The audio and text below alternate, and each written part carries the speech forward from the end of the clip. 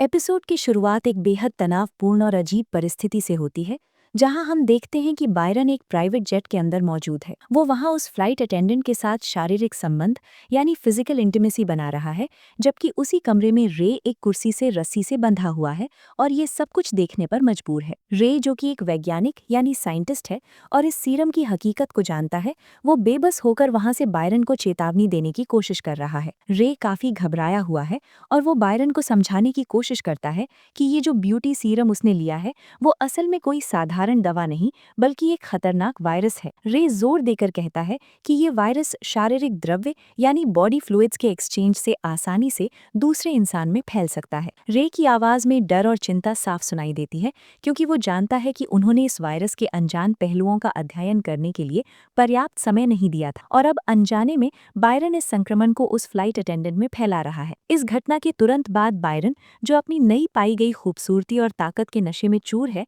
Bathroom की तरफ बढ़ता है ताकि वो अपने नए रूप को दोबारा आईने में निहार सके। जब वो अपनी छाती को देखता है तो उसे वहां एक तीसरा निप्पल दिखाई देता है। ये एक स्पष्ट संकेत था कि वायरस उसके शरीर में कुछ अनियंत्रित बदलाव कर रहा है। हालांकि किसी भी समझदार इंसान के लिए ये चिंता का विषय होता, लेकिन बायरन इस वक्त इतना यूफोरिक यानी उत्साहित है कि उसे इस डिफॉर्मिटी से कोई फर्क नहीं पड़ता।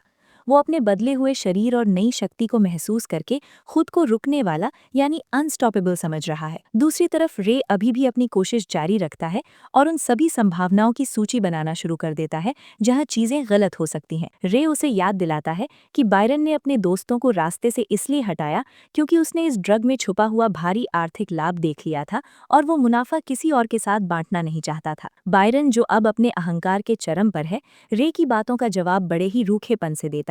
वो तर्क देता है कि जो लोग अरबपति होते हैं उनके कोई असली दोस्त नहीं होते, इसलिए उसने जो किया वो सही था। बायरन को रे की ये बातें सुनना बिल्कुल पसंद नहीं आ रहा है कि ड्रग में क्या खामियां हो सकती हैं, लेकिन वो ये भी जानता है कि उसे आगे बढ़ने के लिए और इस ड्रग को मार्केट में लाने के लिए रे की बौद्धिक बुद्धि की जरूरत पड़ेगी। रे अपनी जान बचाने की कोशिश करते हुए भी अपने उसूलों पर कायम रहता है और बायरन से साफ कह देता है कि वो उसकी झूठी तारीफ नहीं करेगा और ना ही उसके ईगो को शांत करेगा। रे पूरी कोशिश करता है कि वो बायरन को मना सके कि वो उसे ना मारे, लेकिन साथ ही वो एक भयानक सच्चाई भी बायरन के सामने रखता है।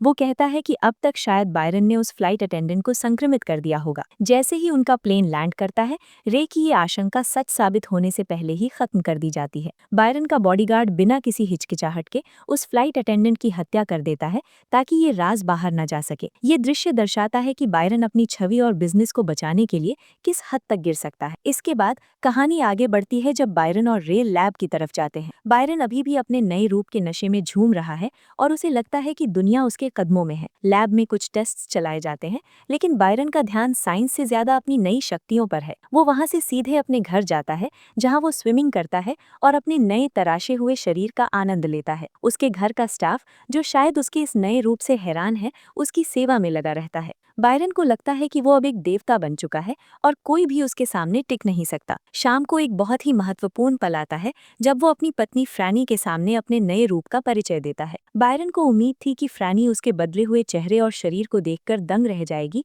और उसके कदमों में गिरकर उसकी पूजा करने लगेगी। शुरू में फ्रैनी उसके बदले हुए चेहरे और शरीर को देखकर शौक जरूर होती है, लेकिन उसका रिएक्शन वैसा नहीं होता जैसा बायरन ने सोचा था। फ्रैनी बजाय प्रभावित होने के उसके इस खोखले घमंड का मजाक उड़ाती है। वो बायरन की उम्मीदों पर पानी फेर देती है। वो उसकी वैनिटी को निशाना बनाती है और साफ शब्दों में कहती है कि बाहर से चाहे वो कितना भी बदल गया हो, अंदर से वो वही इनसिक्योर और घटिया शख्सियत वाला इंसान है। ये बायरन के ईगो पर एक करारा तमाचा था। यहाँ तक कि जब बायरन अपने बिग लॉन्च डे के प्रेजेंटेशन की प्रैक्टिस कर रहा होता है, फ्रैनी उसकी मदद करने से साफ इनकार कर देती है। बायरन कोशिश करता है कि वो फ्रैनी को भी ये सीरम लेने के लिए मनाए और उसके साथ संबंध बनाए ताकि वो भी ट्रांसफॉर्म हो सके, लेकिन फ्रैनी इस प्रस्ताव को बुरी तरह ठुकरा देती है। वो बातों ही बातों में उसे ऐसी शिकस्त देती है कि बायरन का शारीरिक बल उसकी बौद्धिक शक्ति के आगे बेकार हो जाता है। फ्रैनी ने उसे एहसास दिला दिया कि सुंदरता सिर्फ चमड़ी तक सीमित नहीं होती। वापस लैब में रे, जो लगातार रिसर्च कर रहा था, एक भयानक सच्चाई का पता लगाता है। उसे इग्निशन कीटोसिस नामक एक समस्या के बारे में पता चलता है। रे गणित लगाता है और निष्कर्ष निकालता है कि ये वायरस, जो इंसान को सुंदर बनाता है, असल में उसकी जान ले रहा है। इस वायरस की वजह से इंसान की लाइफ स्पैन घटकर सिर्फ 855 दिन रह जाती है। जब रे ये बात बायरन को बताता है तो बायरन अपना आपा खो बैठता है। मौत का डर और गुस्सा मिलकर उसे पागल बना देते हैं और वो रे को मारने की धमकी देता है। रे अपनी जान की भीख मांगते हुए बायरन से वादा करता है कि वो इस समस्या का समाधान ढूंढ निकालेगा। रे एक व्यापारी की तरह सोचता है और बायरन को सुझाव देता है कि वो इस वायरस के लिए बूस्टर्स और स्टेबलाइजर्स बना सकता है। वो बायरन को समझाता है कि अगर वो ये बूस्टर्स बनाएंगे तो बायरन इन्हें बेचकर और भी ज्यादा मुनाफा कमा सकता है, क्योंकि लोग जिंदा रहने के लिए इन्हें खरीदने पर मजबूर होंगे। ये बात बायरन के लालच को अपील करती है। वो रे को 6 महीने का वक्त देता है इस समस्या को सुलझाने के लिए। अपनी ताकत के नशे में बायरन रे को अपने सामने घुटने टेकने पर मजबूर करता है और खुद को भगवान कहकर संबोधित करता है, जो उसके मानसिक संतुलन के बिगड़ने का सबूत है। इस घटना के बाद समय थोड़ा आगे बढ़ता है और रे लैब में नए रिसर्चर्स को लेकर आता है ताकि काम तेजी से हो सके। रे ने बहुत होशियारी से काम को अलग अलग ग्रुप्स में बांट दिया है ताकि किसी भी लैब टेक्नीशियन को ये पता ना चले कि वो असल में किस चीज पर काम कर रहे हैं। इस दौरान हमारी मुलाकात माइक और क्लारा से होती है। माइक एक शर्मीला, कमजोर आत्मविश्वास और अकेला लड़का है। उसकी दोस्त क्लारा अपने जीवन में एक बड़े बदलाव के दौर से गुजर रही है।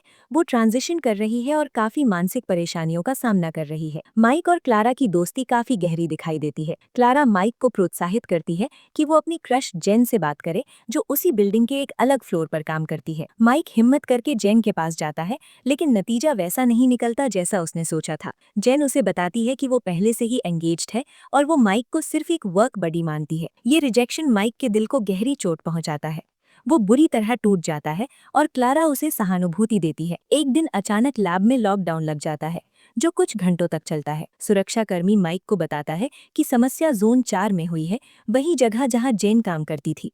माइक को तुरंत जेन की चिंता होने लगती है, क्योंकि जेन ने पहले बताया था कि वो लोग वहां जानवरों पर परीक्षण करते हैं और वो एक चिंपैंजी, जिसका नाम लैरी था, उसके काफी करीब थी। इस शाम माइक जेन को लैब के बाहर रोता हुआ पाता है। जब वो उससे लॉकडाउन के बारे में पूछता है तो जेन उसे उस सीरम के बारे में बताती है जिसने लैरी को बदल दिया था। वो बताती है कि सीरम ने लैरी को उसका बेस्ट वर्जन बना दिया था।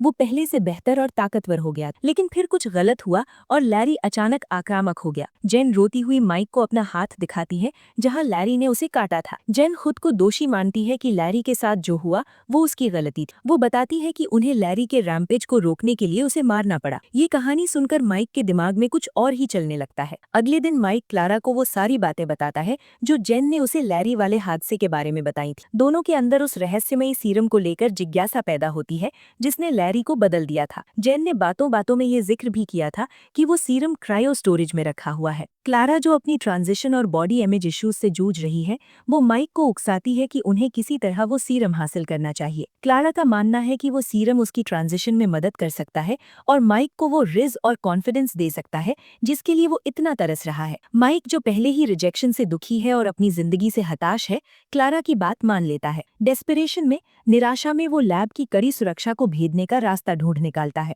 वो किसी तरह चोरी छिपे वहां पहुंचता है और 2 शीशियां चुराने में कामयाब हो जाता है। घर पहुंचकर माइक बिना समय गंवाए एक वायल का इस्तेमाल खुद पर कर लेता है। इसके बाद वो एक दर्दनाक मेटामॉर्फोसिस की प्रक्रिया से गुजरता है। ये बदलाव आसान नहीं था, लेकिन जब वो होश में आता है तो वो खुद को आईने में देखकर दंग रह जाता है। अब वो माइक का एक नया, युवा और बेहद आकर्षक संस्करण बन चुका था। अपने नए रूप से बेहद खुश होकर वो तुरंत क्लारा के घर की तरफ भागता है ताकि उसे ये चमत्कार दिखा सके। जब वो क्लारा के घर से निकल रहा होता है तब वहाँ एंटोनियो आ जाता है। सीढ़ियों पर दोनों का आमना सामना होता है, लेकिन एंटोनियो माइक को पहचान ही नहीं पाता, क्योंकि माइक का चेहरा और शरीर पूरी तरह बदल चुका था। माइक वो दूसरा सीरम क्लारा को देता है और जल्द ही क्लारा भी ट्रांसफॉर्म होकर एक बेहद खूबसूरत महिला बन जाती है। कहानी का अंत एक दुखद और डार्क मोड़ पर होता है जब हम 2 साल आगे फास्ट फॉरवर्ड जाते हैं। बायरन के आदमी एंटोनियो ने आखिरकार माइक को ढूंढ निकाला है। बायरन के आदेश पर एंटोनियो माइक को मार देता है, जो ये साबित करता है कि बायरन का नेटवर्क और उसकी क्रूरता से बचना नामुमकिन है, भले ही इंसान कितना भी सुंदर या ताकतवर क्यों न बन जाए। वीडियो पसंद आई तो लाइक और चैनल को सब्सक्राइब जरूर करें।